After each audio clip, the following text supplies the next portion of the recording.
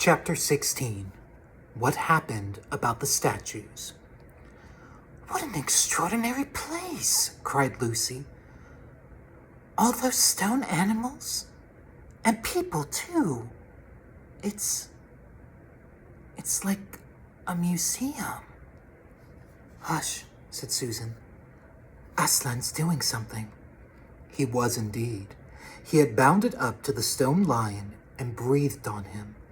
Then, without waiting a moment, he whisked round, almost as if he had been a cat chasing its tail, and breathed also on the stone dwarf, which, as you remember, was standing a few feet from the lion with his back to it.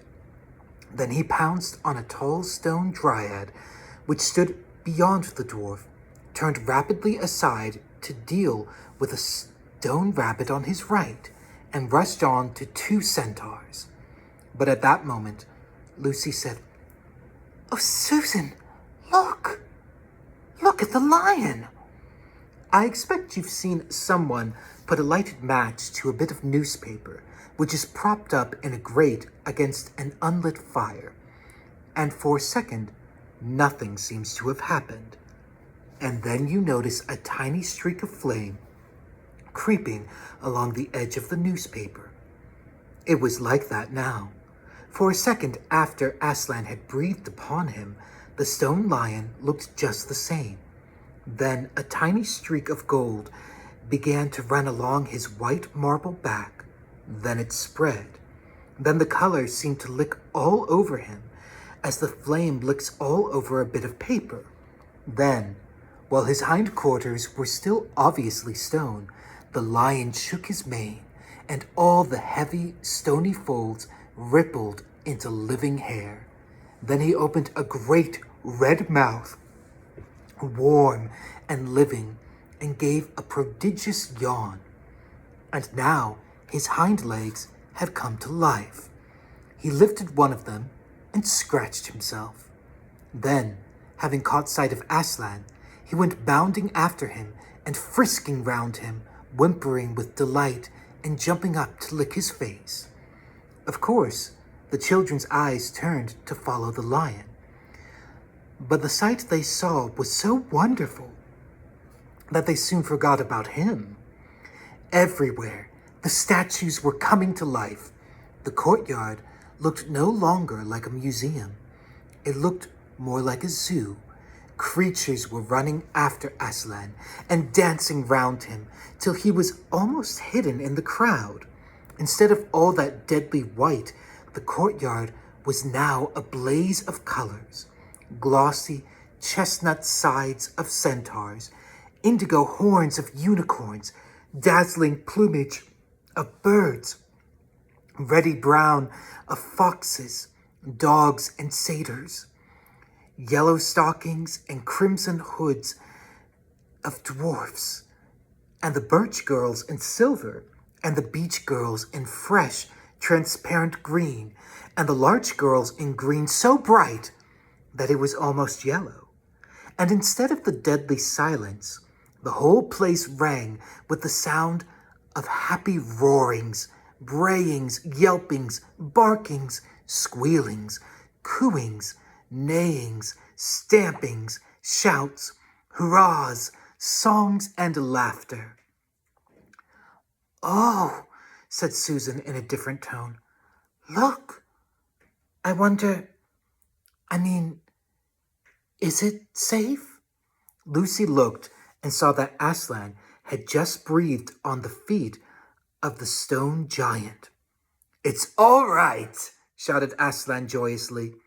"Once the feet are put right, all the rest of him will follow." "That wasn't exactly what I meant," whispered Susan to Lucy, but it was too late to do anything about it now, even if Aslan would have listened to her. The change was already creeping up the giant's legs. Now he was moving his feet. A moment later, he lifted the club off his shoulder, rubbed his eyes, and said, "Bless me, I must have been asleep. Now, where's that dratted little witch that was running about on the ground?" Somewhere just by my feet it was.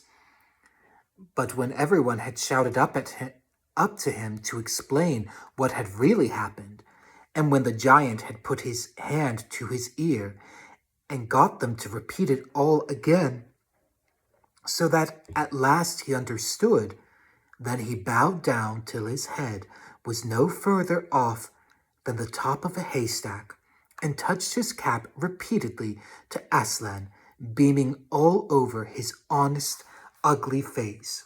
Giants of any sort are now so rare in England, and so few giants are good-tempered that 10 to 1 you have never seen a giant when his face is beaming.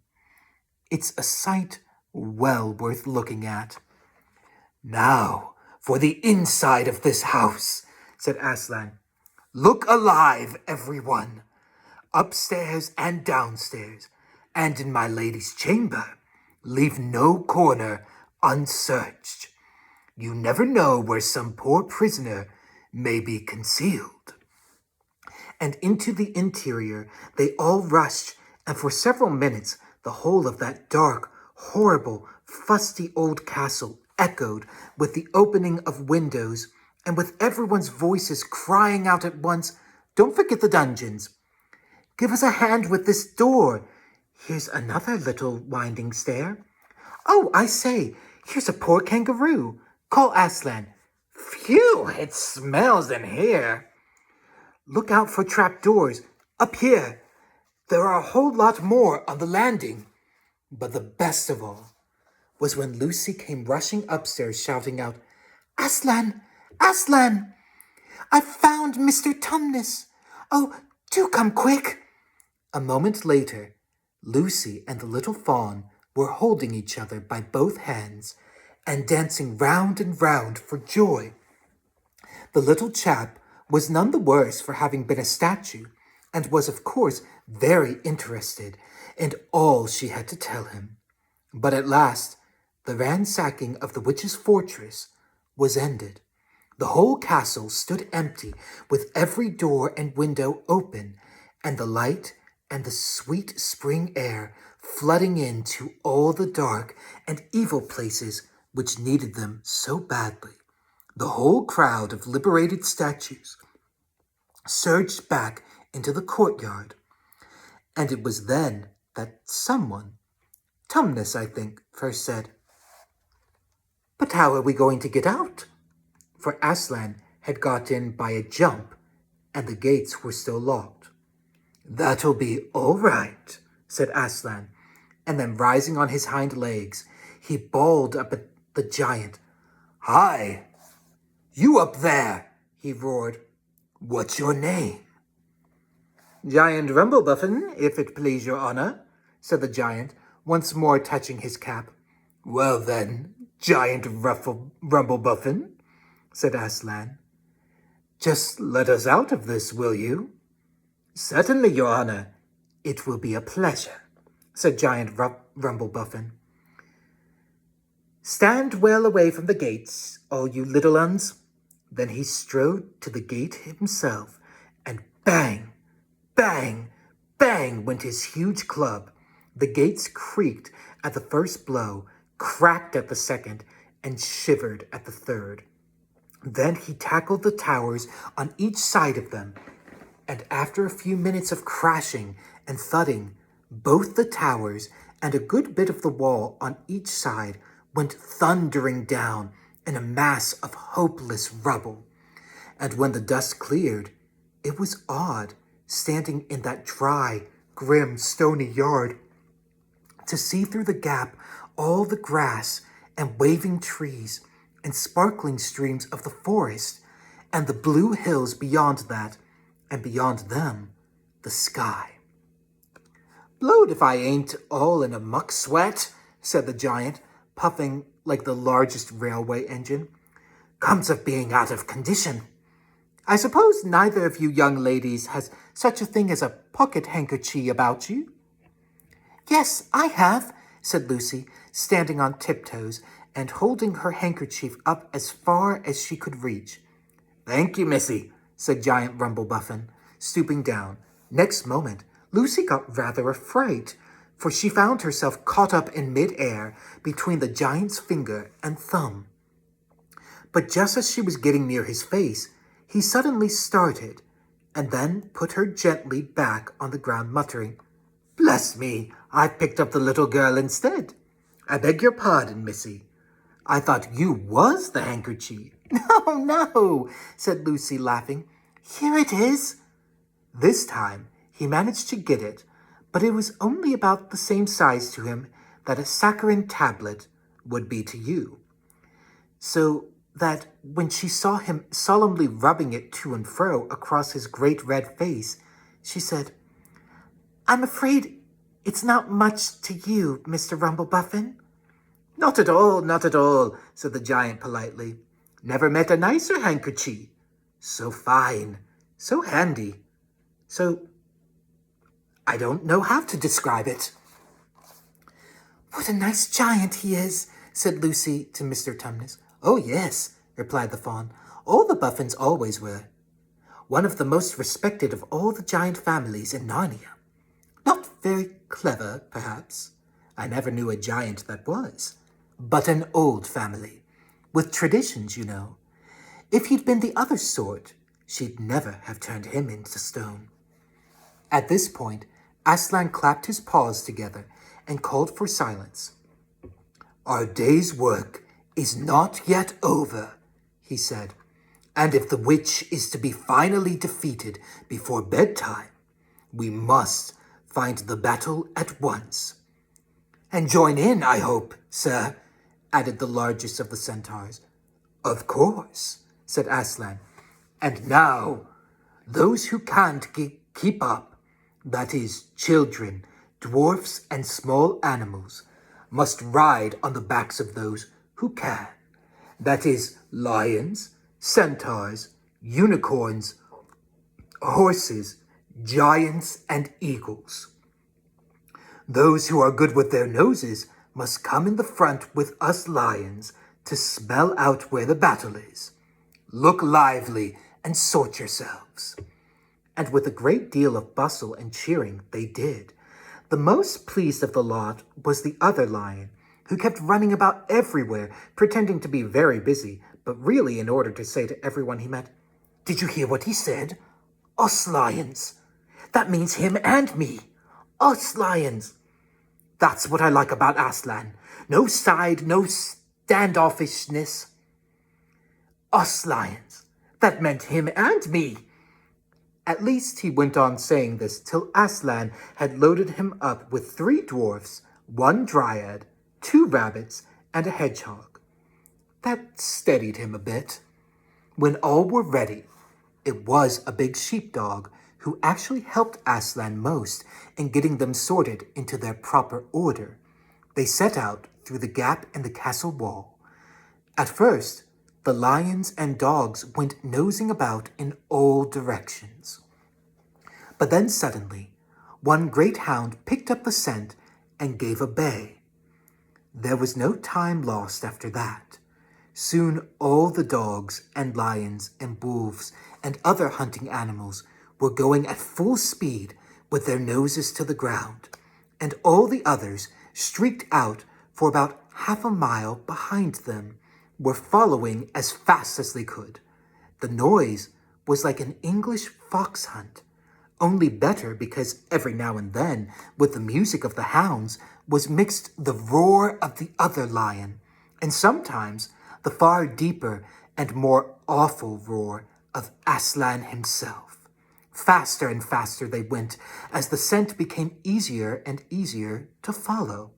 And then, just as they came to the last curve in a narrow, winding valley, Lucy heard above all these noises another noise, a different one, which gave her a queer feeling inside. It was a noise of shouts and shrieks and of the clashing of metal against metal. Then they came out of the narrow valley, and at once she saw the reason. There stood Peter and Edmund and all the rest of Aslan's army, fighting desperately against the crowd of horrible creatures whom she had seen last night. Only now, in the daylight, they looked even stranger, and more evil, and more deformed.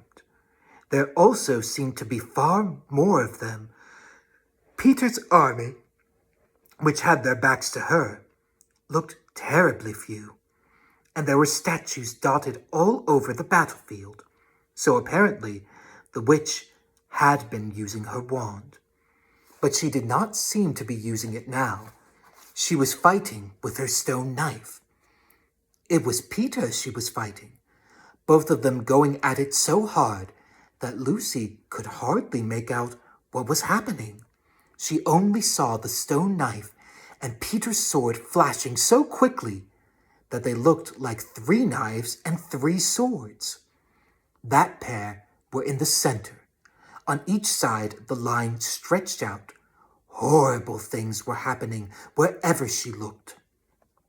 "Off my back, children," shouted Aslan, and they both tumbled off. Then, with a roar that shook all Narnia, from the western lamppost to the shores of the eastern sea, the great beast flung himself upon the White Witch. Lucy saw her face lifted towards him for 1 second with an expression of terror and amazement. Then Lion and Witch had rolled over together, but with the witch underneath. And at the same moment, all warlike creatures whom Aslan had led from the witch's house rushed madly on the enemy lines, dwarfs with their battle axes, dogs with teeth. The giant with his club and his feet also crushed dozens of the foe. Unicorns with their horns, centaurs with swords and hoofs, and Peter's tired army cheered, and the newcomers roared, and the enemy squealed and gibbered till the wood re-echoed with the din of that onset.